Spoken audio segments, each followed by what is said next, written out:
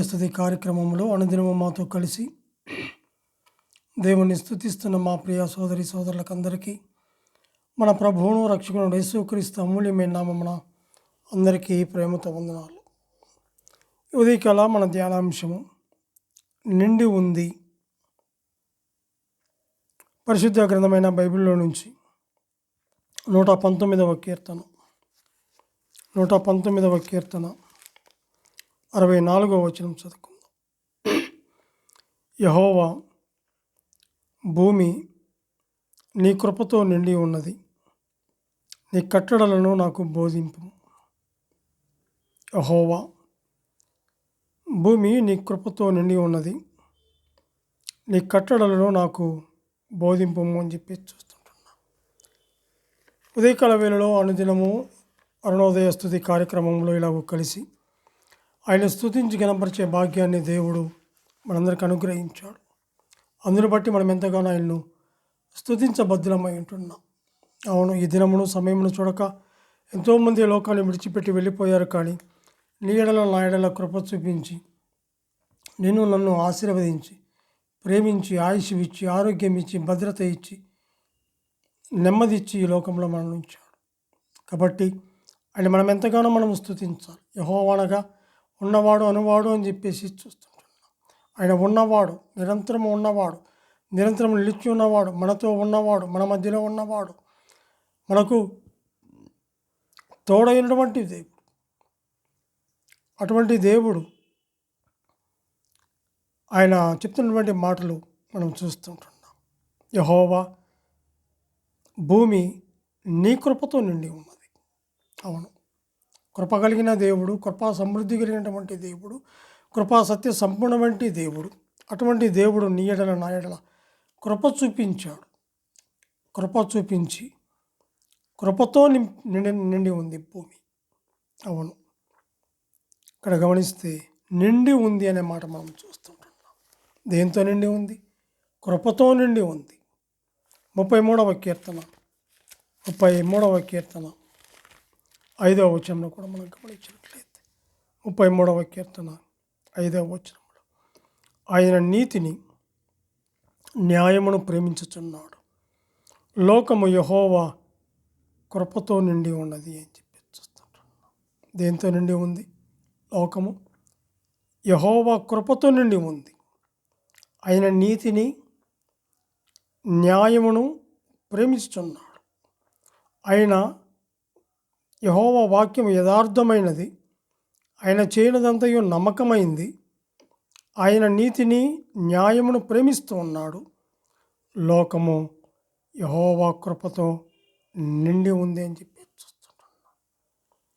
ఆయన కృపతో నిండి ఉంది ఈ లోకం. భూమి నీ కృపతో నిండి ఉంది, లోకము నీ కృపతో నిండి ఉంది.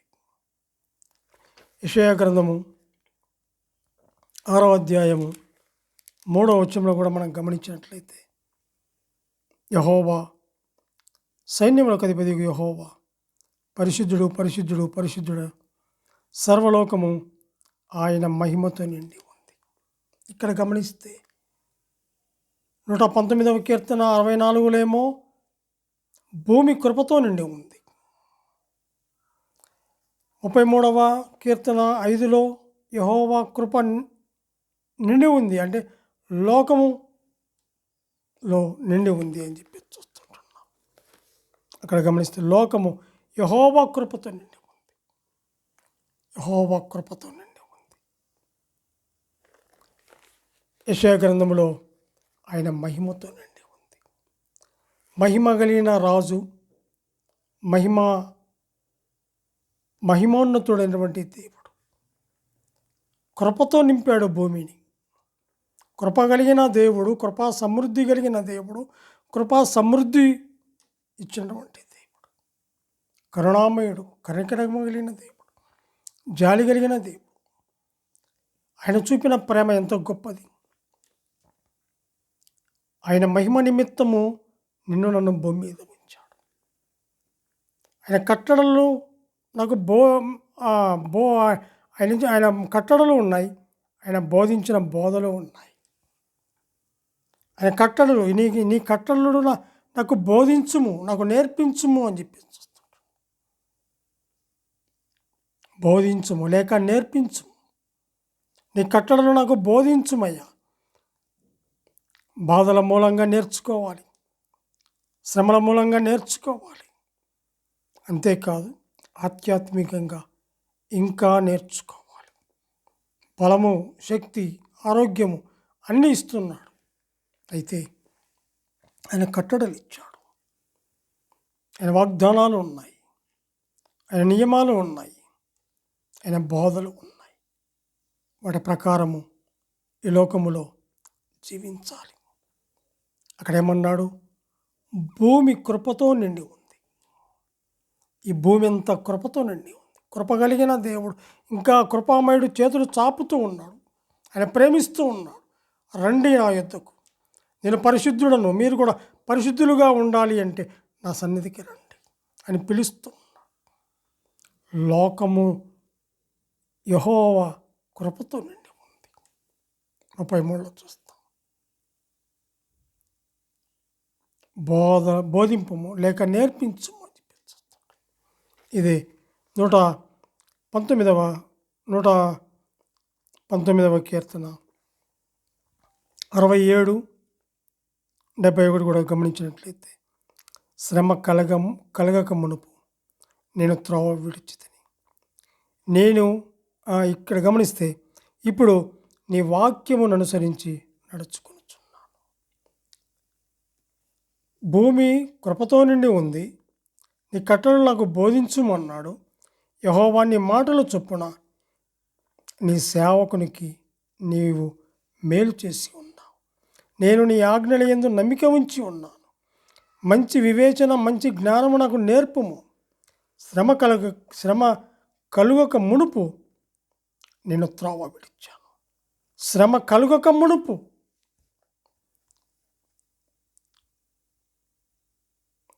ఇప్పుడు నీ వాక్యమును అనుసరించి నడుచుకుంటున్నాను. ఆయన నేర్పించేవాడు, కృప చూపించేవాడు, మేలు చేసేవాడు, ఆజ్ఞలందు నమ్మిక ఉంచే ఆ మంచి జ్ఞానమును నేర్పించేవాడు. త్రోవలు విడిచిపెట్టకుండా చక్కగా ఆయన సన్నిధిలో ఆయన వాక్యము ద్వారా నెమ్మదిచ్చి, బోధించి, కట్టడలనిచ్చి నేర్పించేవాడుగా ఉంటున్నాడు.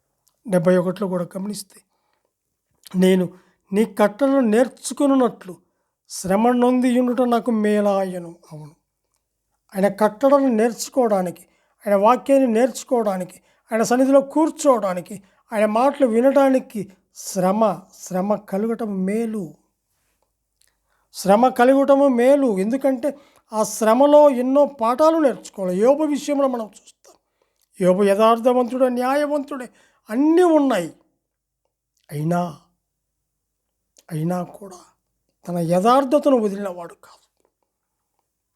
శ్రమ కలగక ముందు ఎలాగైతే ఉన్నాడో, శ్రమ కలిగినప్పుడు కూడా ఆయన అంతే విధంగా యెహోవా ఇచ్చను, యెహోవా తీసుకొని యెహోవా నామమునకు మహిమ కలుగునుగాక అని చెప్పేసి అన్నాడు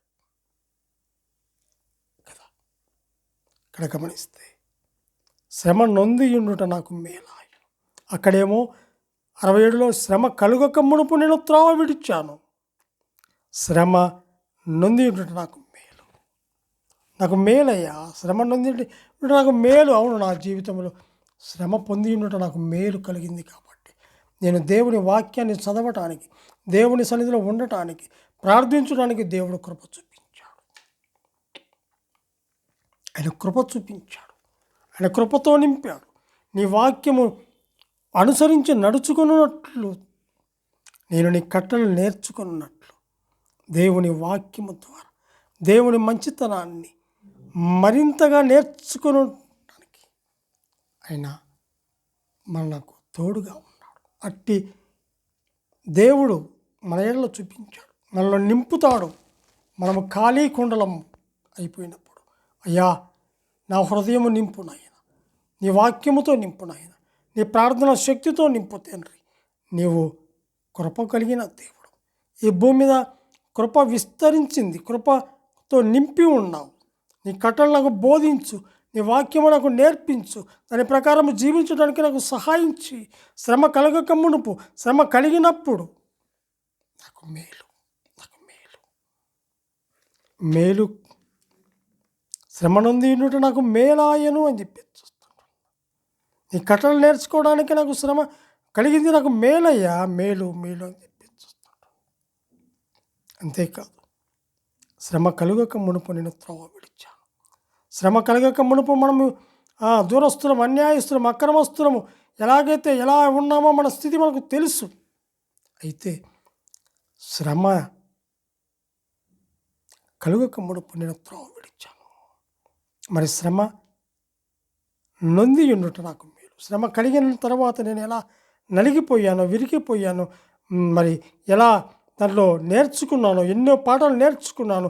నీ కట్టలు, నీ వాగ్దానాలు, నీ వాక్యమును నేర్చుకోవడానికి నాకు సహాయం చేశాను. నాకు బోధించు, నాకు నేర్పించు. నాకు శ్రమ కలిగినప్పుడు నాకు మేలు. అట్టి మేలును మనము విడవకుండా చివరి వరకు ఉంటాడు. ఎందుకంటే ఆయన నెలకొట్టేవాడు, ఆయన మరణానికి కూడా అప్పగిస్తాడు. అయినా కూడా మరణం వరకు నమ్మకంగా ఉండాలి. భోజనము చేసిన, పానీయము చేసిన, దేవుని యందు భయభక్తులు కలిగి, ఆయన కట్టడలను నేర్చుకుంటూ, ఆయన విధులను, ఆయన యొక్క ఆజ్ఞలను పాటిస్తూ, ఆయన బోధించిన బోధన నేర్చుకుంటూ ఆయన సన్నిధిలో మనం సాగిపోతే దేవుడు దీవిస్తాడు, ఆశీర్వదిస్తాడు. అట్టి దేవుని కలిగిన మనము ఆయన ఎంతగానో మనం స్తుతించాలి.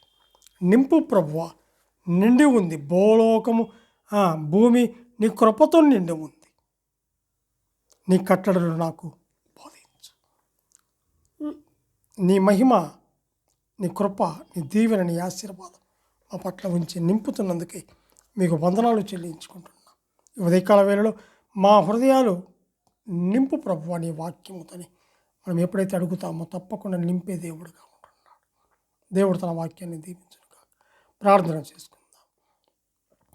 సర్వకృపానిధిగా మా దేవ, సకలమును సృష్టించిన మా ప్రియ పరలోకపు తండ్రి, మీ ఘనమైన, శ్రేష్టమైన, ఉన్నతమైన నామమునకు స్తుతులు, స్తోత్రములు చెల్లించుకుంటున్నాం దేవ. ఈ ఉదయకాల వేళలో అనుదిన అరుణోదయ స్తుతి కార్యక్రమంలో చేరి ప్రభుని స్తుతించి గణపరిచే భాగ్యాన్ని మీరు మాకు అనుగ్రహించినందుకే స్తోత్రములు చెల్లించుకుంటాం. మా రక్షకుడైన యేసుక్రీస్తు అమూల్యమైన నామమున స్తుతులు, స్తోత్రములు చెల్లించి ప్రార్థన చేయుచున్నాము తండ్రి. ఆమెన్.